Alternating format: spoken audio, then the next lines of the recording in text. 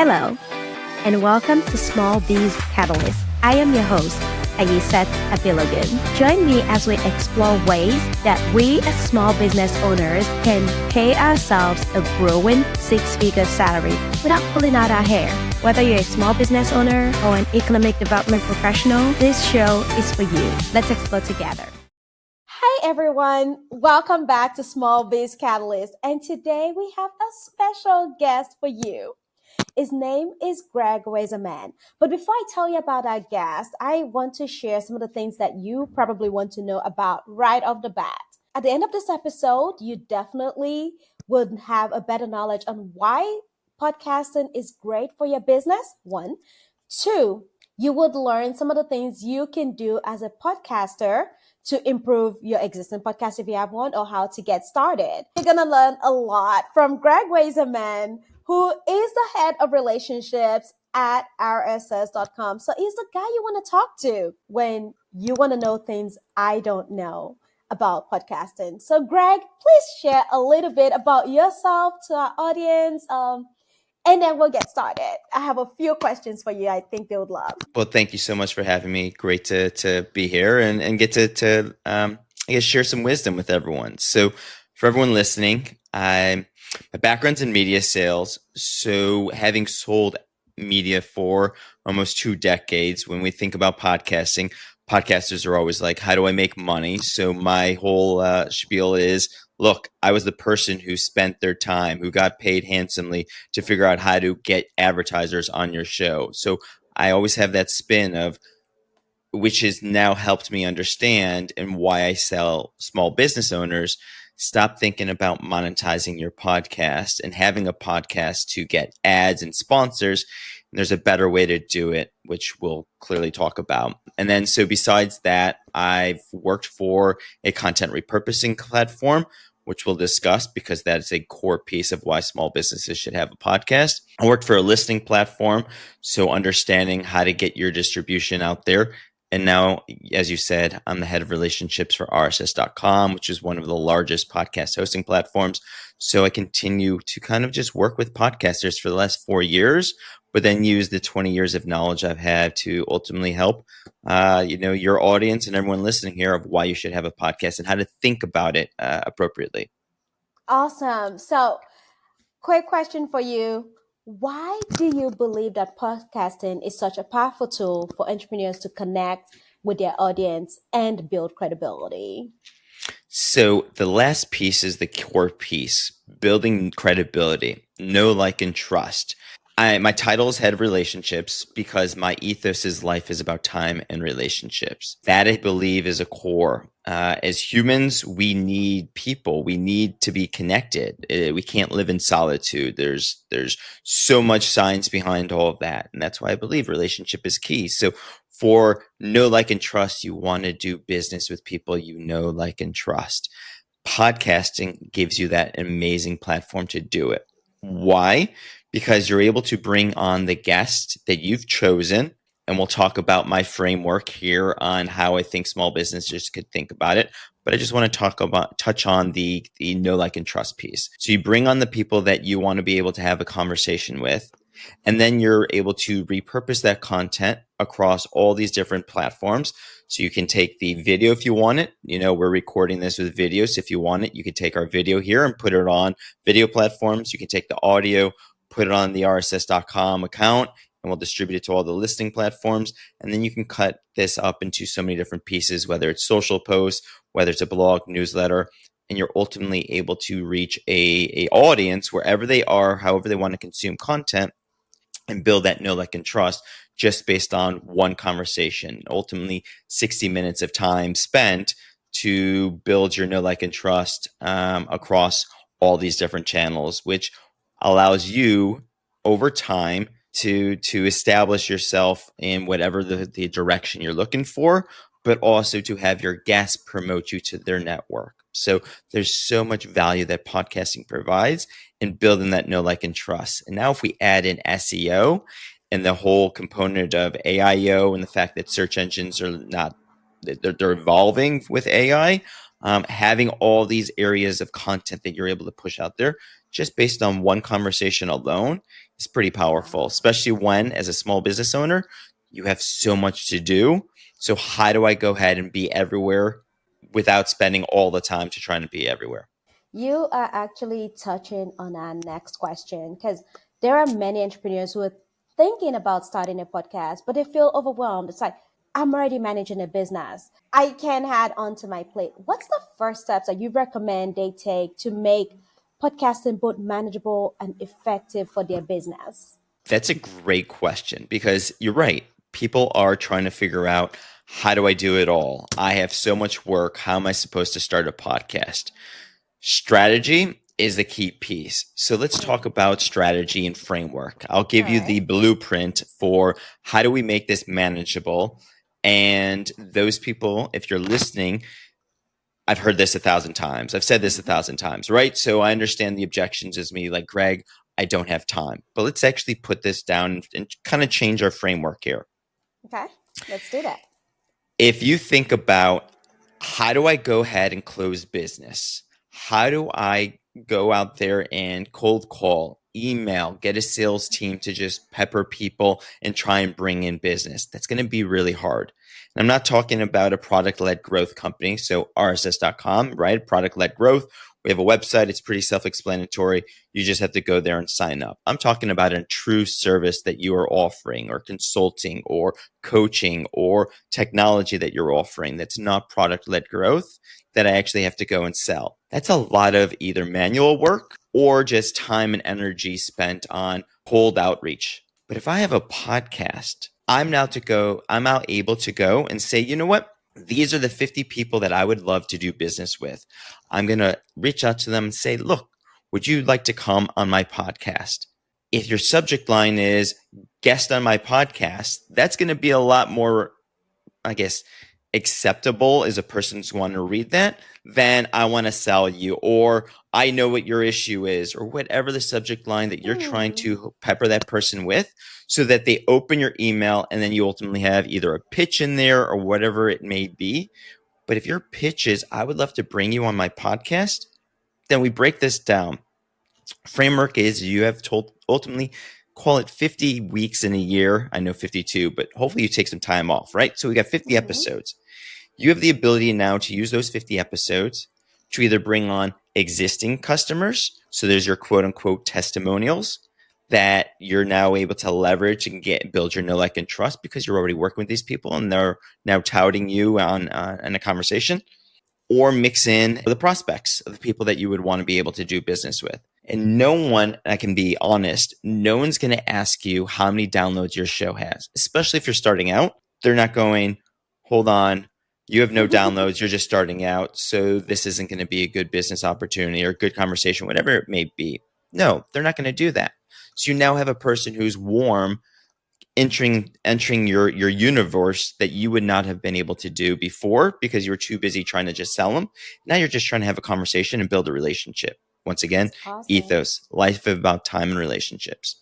So I can go ahead and bring this person on, and you always want to start with a pre-call. So there's your 30 minutes. Let's go get to meet each other. Technically, we haven't met each other, right? I'm just reaching out to you and saying, hey, I would love to bring you on my show, because I think that person would be a prospect, would be, they would probably have valuable information that we would want to share with the world.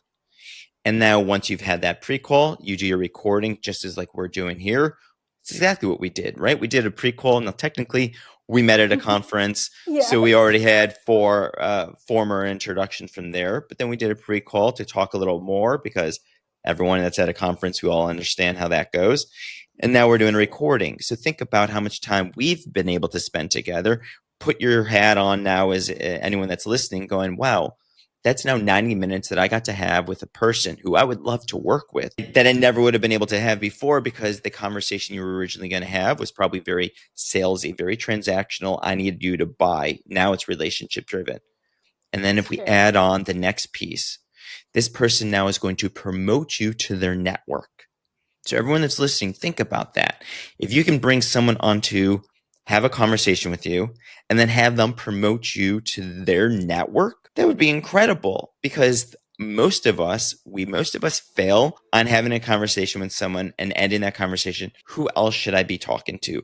Who else should I be working with? We don't even do that with our existing customers and go, hey, you've been working with me. I would love for you to refer business to me. Now you've got someone on there who's literally promoting you to their social network. And you can imagine their network are also the same people that you would love to have buying and working with you. Once again, we're going back to building the know, like, and trust. Your know, like, and trust is being built by their network, promoting you to their network. Sorry, I repeated that, but you get it. No, that it's worth repeating because we all know people buy from people they know, like, and trust. And we are all looking to expand our network of buyers. So if your guest is expanding your network, that's awesome. I mean, for us, what we do, I just shared a post this morning actually on LinkedIn on the episode we published last week, so which is about Start Her Grant. So we are promoting a grant that a guest is sharing with the audience. And so now our audience is going, oh, I didn't know about that. Now I'm interested in that grant. And now they're like, oh, what do they do? And so they're going to connect with their program. And it's the same thing. You know, we tag them and everybody else who knows them is kind of like, oh, why was she on that podcast? What do they do? So it's definitely cross-pollinating, so to speak. And that's a great point because once you've started a podcast, you've expanded your business card per se, right? So if people ask you, what is it that you do? Now podcasting is the hot button. Like, it's making its way into mainstream media as jokes. SNL is making fun of it, right? So like, you know that it's this popular thing. Those of you that are in the US, right? We had the podcast election, so that has changed everything. But this goes into my background of media sales. You now don't have to think about the reach. You don't have to think about downloads. You do not have to focus on how do I get more people to listen to this? You're using this as a business development tool to bring in prospects that you would not have been able to, and then a media content creation to ultimately have your prospect, your guest in this case, promote you. And you now have all this content that you're able to go ahead and create. So I have now a newsletter based on the conversation I had with my guest. I have a blog post. I have all this content that I now don't have to write because, let's be honest, AI is out there for a reason. So my previous company that I worked for, that's literally what we did. I take every episode that I'm a guest on, I throw it into this tool, and I've already created all these existing prompts. So then in 3 minutes, I have a transcript. I have all the content that I need. I just have to make the little tweaks to it, and now I can go ahead and promote it. But I love how what you said is you promoted a episode from last week this week. Every episode creates at least 90 pieces of content. So just because I've had this one conversation with you, I'm not going the standard record, publish, repeat. I'm actually, how do I think about all the different pieces of content that can be created from this? And 3 months from now, I'm seeding that piece of content. 4 months from now, I'm creating a different piece of content. So it's not just a one conversation and then I've promoted for a whole week and then I go into the next conversation, promoted for a week. No, you are cycling through because no one wants to come to your social feed. No one wants to go to your website and see the same story every week with a different person. So if you sprinkle that in, you've now created your media arm. So if we go back to your original question of like, Greg, I don't have time for this. How am I going to be able to do this? I'm pretty sure you have 5 hours that you are spending already on prospecting, on cold outreaches, on content creation, of trying to think of what you're going to create for your content and not knowing what you're going to do, or you're probably not doing it because it's overwhelming. So if you've got 5 hours, that's 2 conversations, so 2 podcast recordings, an hour for 2 pre-calls. So there's 3. So that gives you 2 more hours that you are spending on the prospect or the content creation. And I always tell everyone from an editing standpoint, if you know your margins, if you know what your ROI is, it's either DIY. You can go ahead and easily do this yourself for like $1,000 a year and you trade time for money. Or if you have the money, you can go, you know what? After a year of doing this process, I think I could easily pull in 50, 100, 200,000. You know the deal sizes you're working with, then outsourcing to an agency for $30,000 to $50,000 for a year is well worth the business expense to go and say, I'm just going to spend the 5 hours of prospecting and talking. I'm going to let an agency who's specializes in this do it for me, and I can then grow my business. So you're working smarter instead of harder. Yeah, and to buttress that point, we actually have a virtual assistant agency that supports that. And so, just if you're thinking about this, you should definitely reach out to us because we do it at about $500 an episode, and we take care of all of that for you. So, like, I literally spend 30 minutes to an hour on an episode, and I'm done. The next thing I do is listen and approve. So there you go. You've got a service. So call it what, $500 an episode? I can't do the math. What is it? $6,000 a year? Yeah, No. it's 5,005 a year. So there you go. $6,000 a Yes, year to use your services to ultimately have the business development arm, the content engine, to get the know, like, and trust. I mean, I can just keep listing more things, but the nice thing is you will probably take this conversation, you'll run it through your AI and go, give me the blueprint of what Greg said. And there you go. There's your social post. There's your lead magnet. There's whatever it is you want to turn this into. And that becomes the other piece of this. So if you can bring on all these smart people that you want to do business with, and then aggregate those conversations into different pieces of content, going based on these 7 people that I've had on my show, give me X, Y, and Z. Turn this into a lead magnet. Turn this into anything I would want to turn this into. You've now, once again, further built your media arm, but you've also added more value. So you're now able to build your newsletter or your email list, in this case, going, you know what? Everyone that wants to get access to ABC, whatever it may be, go to my website. You can drive those people back to your website, start interacting with them, start understanding who the people are that may or may not be listening, or just who's engaging with your content overall. And now when you have the content that you're able to put out there, that means you're able to get your know, like, and trust, build a bigger audience than you're trying to do by just cold calling all day. That's true. So you've touched on a few things that I want to kind of come back to a little bit. From your vantage point at rss.com, what trends do you see in podcasting that small business owners should pay attention to so they don't get behind? So depending on your business, and this is going to be a what if. So if this is this isn't relevant to you, I apologize, but this is a good answer to your question. Local is huge.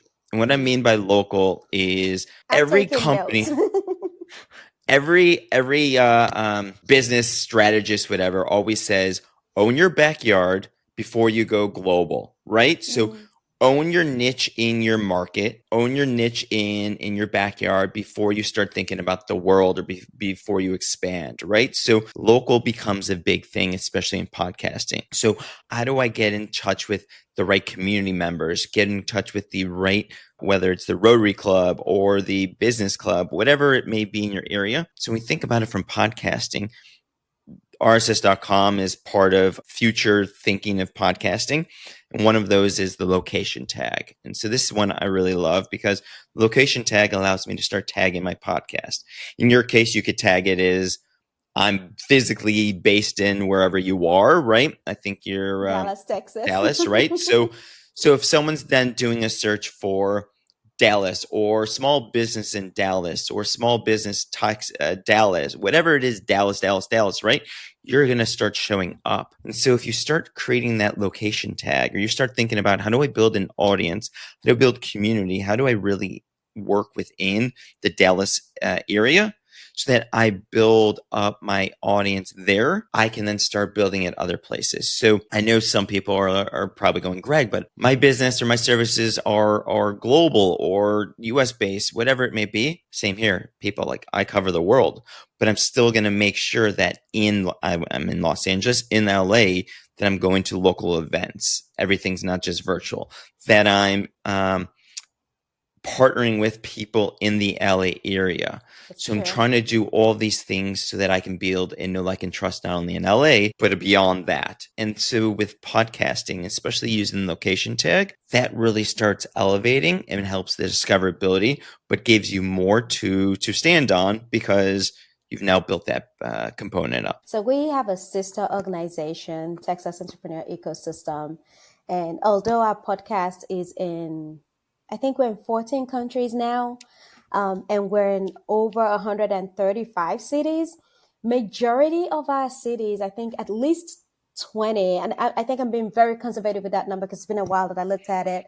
I'll say at least 25 cities are Texas cities. And so I'm always excited when we get a new Texas City listener, regardless of where it is, whether I can say the name or not. But yeah, it's just part of that being local. And we love it that the majority of our listeners are from Texas. Even though we are nationally, we're listening to nationally and, and globally. I mean, 14 countries is quite a number. Um, but yeah, it's always cool to know that we're rooted here in Texas. And so let's touch on that because we'll pull this thread because it's an amazing component. When you are having a podcast, you start getting deeper analytics and understanding of who's paying attention to the content you're putting out there, Yeah. whether it is, as you're describing in my podcast analytics and logging into the different accounts that I can see that information. So it goes back to the point, I'm not caring about downloads. I don't care how many downloads, how many people are listening, but just the fact that I now am able to gain some insights for my business going, where are my customers? So part of it is you can understand where your customers are based on transaction data. You can understand who you're working with across wherever it may be. But now having a podcast, you're able to see the analytics of who's listening to this show, who's following you from all your different social platforms where the content that you're repurposing is. And that opens you to understand where should I be focusing my energy on additional sales efforts, additional components of what is going to help drive business for me. So you've showed our audience what they can do to use their podcast as a business development tool, how to grow their podcast, look at their podcast, how to even figure out time to use in it. Are there some common mistakes that entrepreneurs make when trying to use podcasts for relationship building? What are those pitfalls they should avoid? Biggest one is not having a strategy of the conversation you want to go into. So we'll use us as an example. You came to me with questions already. This is what we want to talk about, which is great. Personally, I'm the kind of individual who's just going to take your questions. I'll read it, but I'm not going to prepare answers because I want it to at least come natural. Also, Yes. if I start scripting things, I'm going to start trying to read it as opposed to let me come naturally to you. But you did the research, you understood these are the questions that I want to ask. And I'm also sure that you have set questions that you ask every individual because based on your show, based on what you're doing, you want to get all that aggregated information from each person. So I see a lot of podcasters, or I should say businesses starting a podcast, not understanding why am I doing this? What am I, A, trying to build my know, like, and trust around? B, if I'm trying to sell this person, how do I make sure that the conversation I'm having makes them look good? Because that's at the core, right? If I'm using this as relationship building, I've got to make sure that the person I'm bringing on, my guest, is looking good. I don't want to do a got you. I don't want them to go like, oh, well, you should buy my service, right? It is, how do I elevate your story, the information you have, and being able to be the conduit to push that out there, but be the person you know, like, and trust that you're going to share this information with. So I'd say big issue is not having a strategy of the conversation. The other piece of that is it's just a free form conversation. So keeping in mind, while it's you and I talking, at the core of who we're doing this for is actually the listener, regardless of how many people are listening. Absolutely. You still want them to have that experience. So in my case, I like saying breaking the fourth wall.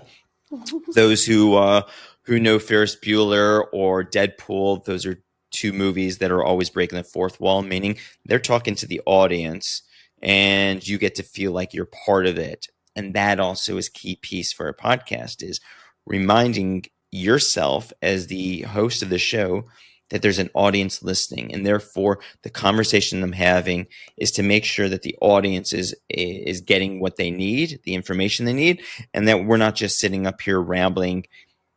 There's cases where, you know what, if that's what I want to do, then I'm just going to ramble. But also keep in mind, the guest that you're bringing on is probably a business owner. They're executive. They are someone who doesn't have a lot of time. So how are you making sure you're maximizing the time with this guest so that they look at you as the quintessential person they want to work with? Otherwise, they're going to use this experience and say, that was I did not enjoy talking to this person, which you as the host might say, you know what, this guest was like pulling teeth. It was hard, because you will have moments where a guest will clam up. They're not good on camera. They are not used to that experience, which is also why you do that pre-call. And there's nothing wrong with telling a guest who you do the pre-call with, it's like, I don't think this is a good fit for doing a podcast. And there's careful ways to do that. Yeah. I'll be the first to admit, I'm probably not the person to turn to for how to do that, but there are ways to do that appropriately so that you can still have the pre-call. You can still build a relationship without having that person as a guest, because you want to make sure the content is valuable. We just let them know it is not guaranteed that episode would air. So that way, and we would send an email. We haven't had to do that. We've come close. Well, we almost pulled an episode, and then we just had other outsiders just listen and kind of evaluate, does this really reach our audience? And, the feedback was positive, kind of like, oh, definitely we need this. And so we had that episode, and nobody knows, and no guest can guess who they are because we never share that. But yeah, we let every guest know that episode is not guaranteed to air. And that's a good thing. Yeah. And our episodes are tailored to small business owners. So we always let them know if it doesn't serve the audience, we won't air it. And so if we think about my system here, my 5 hours of a week, so I like to time block it, because nothing's harder, at least for my brain, but I have to imagine I'm not alone in this based on the conversations I've had, where if you and I were doing a podcast recording, and then as soon as this recording's over, I have to enter a board meeting, or I have to have a serious conversation, or whatever it may be. Yeah. That's hard to just flip the switch on that. So think about yourself as a host. If you time blocked, I use the example, say 12 to 5 hours on Tuesday, and those 5 hours are literally now just dedicated to podcasting. And the podcasting is your 2 pre-calls, your 2 recordings, and then your 2 hours of actual additional work prospect. If that is your time, and if you then have 2 calls a week, that's 8 a month. 8 times 50, can't do the math, but there's 400 episodes, I think, right? So you are banking quite a bit of content, and it goes back to your piece of, there's no guarantee that this episode will air, or maybe this will air in the future, but you're still being able to build all these relationships. So part of it is having your guests being able to promote you, which is nice. But remember, if you just want to have as many conversations as you can and build all this content that you can use, seed, but the relationships you're able to have because of it, priceless. We definitely record ahead. We record ahead, and you touch on a point. We actually record on Tuesdays, and exceptional Fridays. So we do. Looks like you've read some of our cheat books here. I have one final question for you. Every guest gets to answer this question. What advice do you have for a small business owner today? We're living in a very interesting time, and we can all admit that. But the small business will continue to be what fuels the economy, fuels business. Goes back to my community comment, the location piece. It is difficult, it is tough, but your services are needed. And so I would say I'll turn this back to our conversation of having a podcast is key, because that will continue to help build legacy, to help continue to build and flex a muscle, have conversations. It will make it seem, because you can always take this business, quote unquote, sadly fails. The conversations you're having, the relationships you're building, the network you're having is not going away, especially if you continue to nurture it using what I've been describing. This isn't just a set it, forget it. It's continue to build relationships.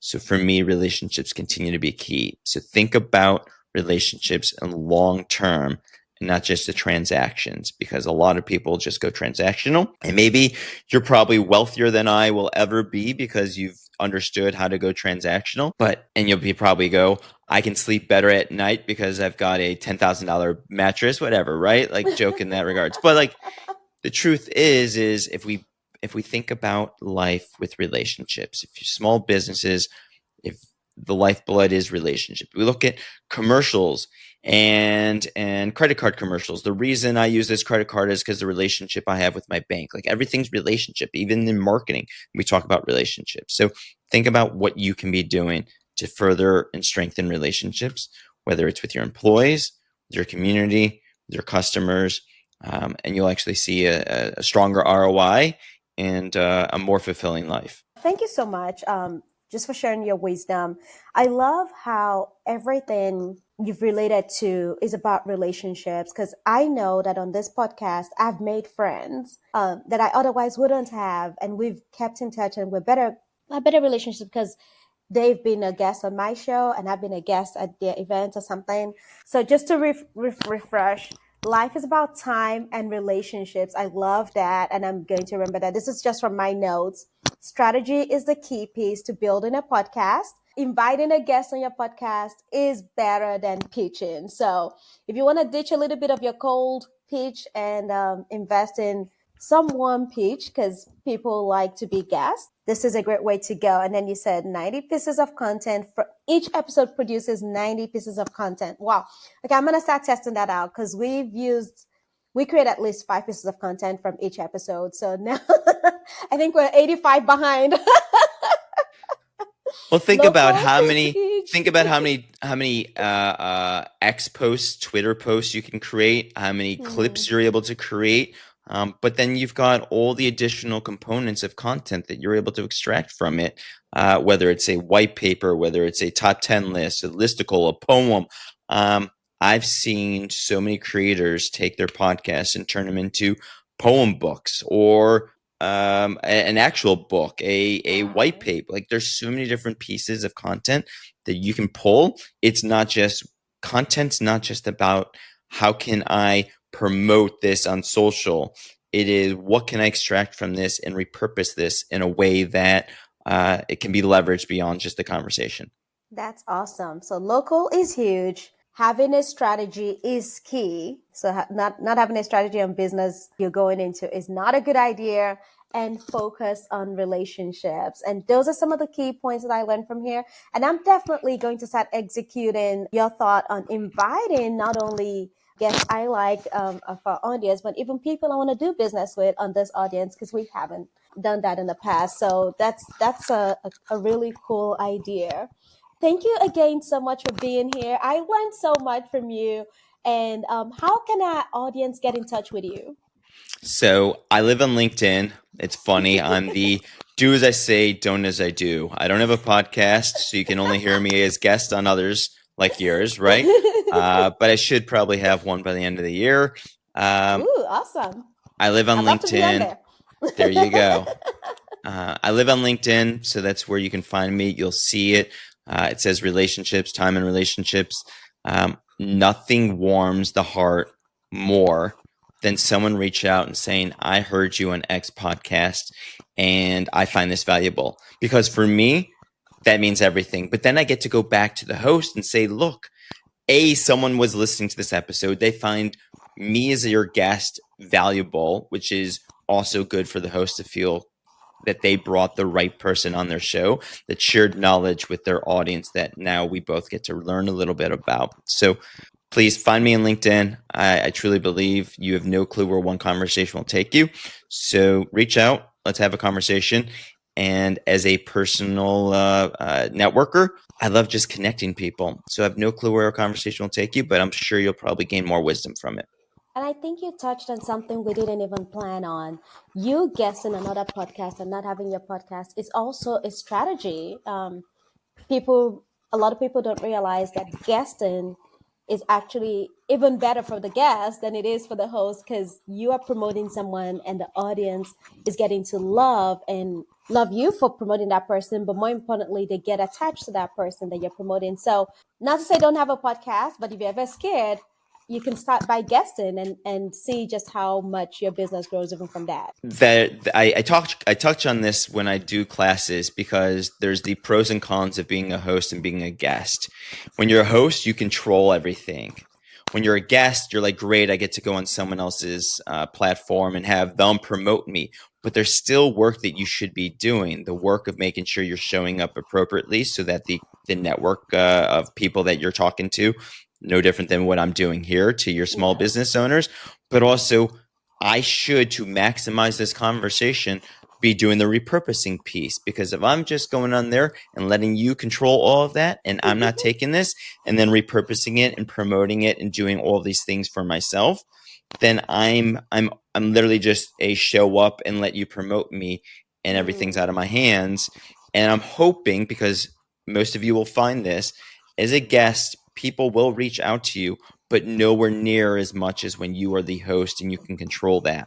So it's more of a proactive versus reactive. When I'm a guest, it's a lot of reactivity, but you can still get a lot of business. But there's work that needs to be done on both sides to maximize your know, like, and trust and your business opportunities. Absolutely. So if you're listening to this episode, we're going to have Greg's LinkedIn on the show notes.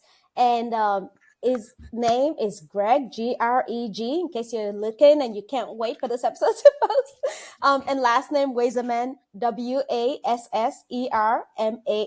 So you can find him on LinkedIn that way, or you can click on the show notes and get connected directly to his LinkedIn. Thank you so much for stopping by. I've really enjoyed this show and I can't wait to. My pleasure. And one last thing, since we talked about starting a podcast. Yes. If you guys are thinking about starting a podcast, I'll give you a promo code. RSS Get Started is a promo code that you could use for 1 month free at rss.com and start your podcast. Or like you, if you already have a podcast, you can switch it over to rss.com and get 6 months free. So not every host is going to be what you need. We may not be the right fit, but at least you've got an opportunity, and I'm happy to answer any questions. Okay, we're going to add the promo code to the show notes as well. So you have that. Thank you for that generosity. And guys, if you start your podcast, please let me know. I want to hear from you. I want to know what you're talking about and how we can support you. All right. Thank you so much.